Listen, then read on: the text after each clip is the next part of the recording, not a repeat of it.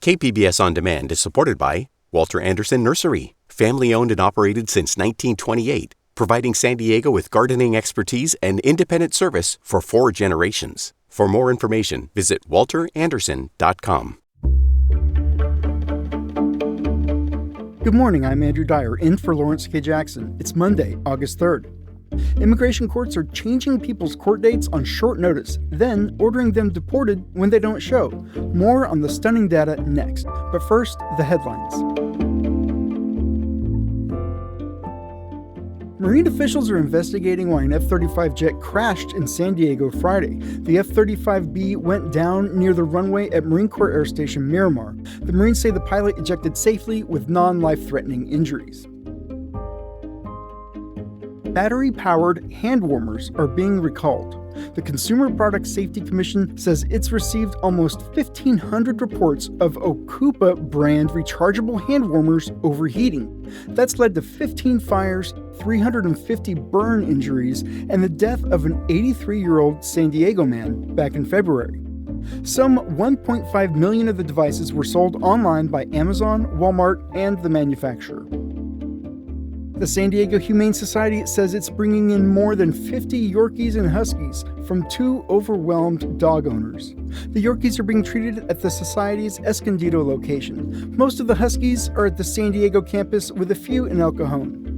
The Humane Society says the large-scale influx of dogs comes as it's already caring for a record number of animals.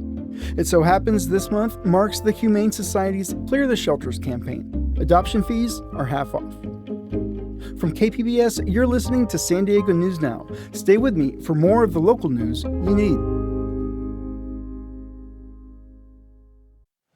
Here in Southern California, we know all too well the devastation wildfires can cause. That's why our mission is to stop the next one before it starts.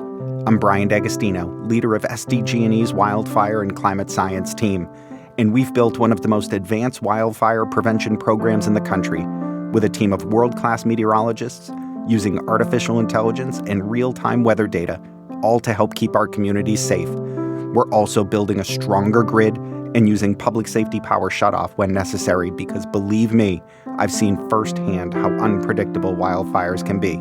But here at SDG&E, we face that uncertainty head-on to help keep you safe. Learn more at sdge.com/wildfiresafety.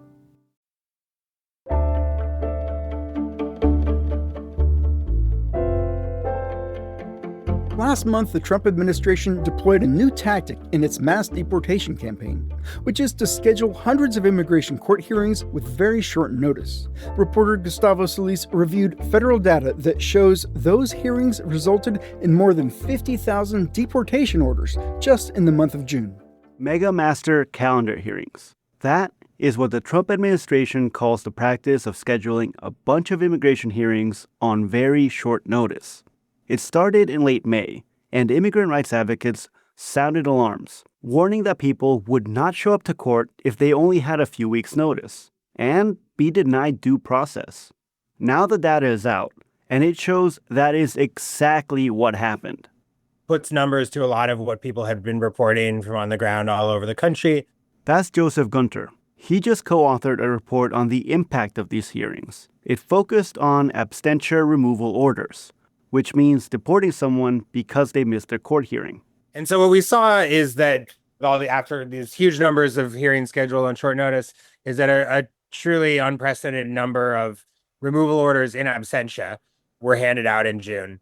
Immigration courts nationwide issued more than 53,000 absentia removal orders in June, a 55% increase from May, which was already a record month.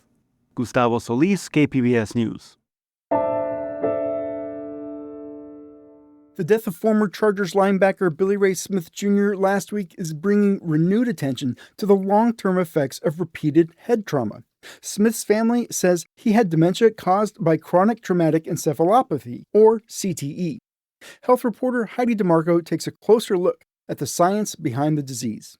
diagnosing CTE in a living person is a process of elimination. We have to make sure that there's no brain tumors. We don't think that it's an Alzheimer's. We don't think that it's a Parkinson's disease. Dr. Vamsi Chavakula is a neurosurgeon with Sharp Healthcare. So it is a very tricky diagnosis. He says researchers are looking for other ways to detect CTE, including through blood and spinal fluid, but there is no reliable test yet. But we don't understand why some players get CTE and some do not. Sarah Banks is a neuropsychologist at UC San Diego Health. She uses brain autopsies to learn more about the disease. We really do rely on the families of these individuals who sadly die with repetitive head injury and dementia to donate their brains so that we can learn more about what happens. For now, researchers are working toward a way to identify the disease during life and better understand who is most vulnerable.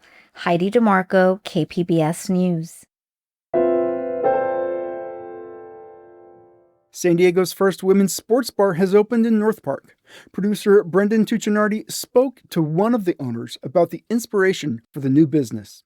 Welcome to one of us. Co-founder Kaylani Millsap says the idea for the bar was born after her experience with countless sports bars refusing to play women's games.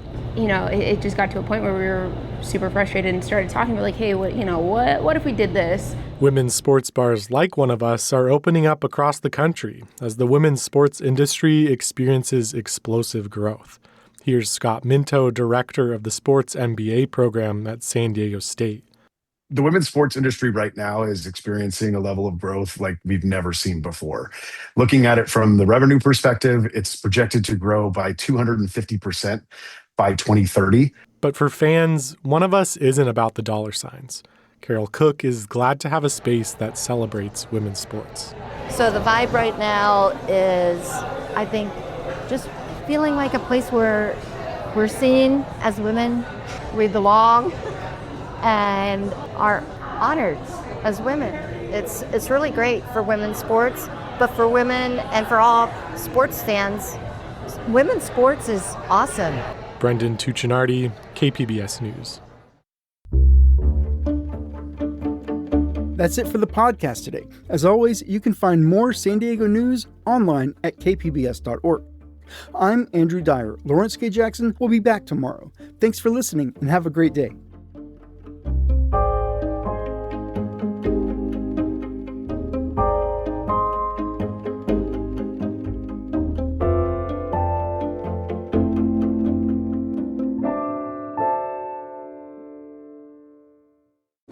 KPBS On Demand is supported by Bill Howe Plumbing, Heating and Air, Flood and Restoration Services. Family owned and operated for over 46 years, Bill Howe has been serving San Diego homeowners with home services since 1980. Bill Howe's full-service team offers heating and air solutions along with dedicated flood and restoration services and an expert plumbing team. Their trained professionals are available 24 hours a day, 7 days a week to respond to both routine needs and unexpected emergencies. Bill Howe is committed to providing excellent communication, transparent pricing, and quality workmanship on every job. Appointments can be scheduled by phone, online, or through live chat at their website. Call 1-800-BILL-HOWE or visit billhowe.com because we know how.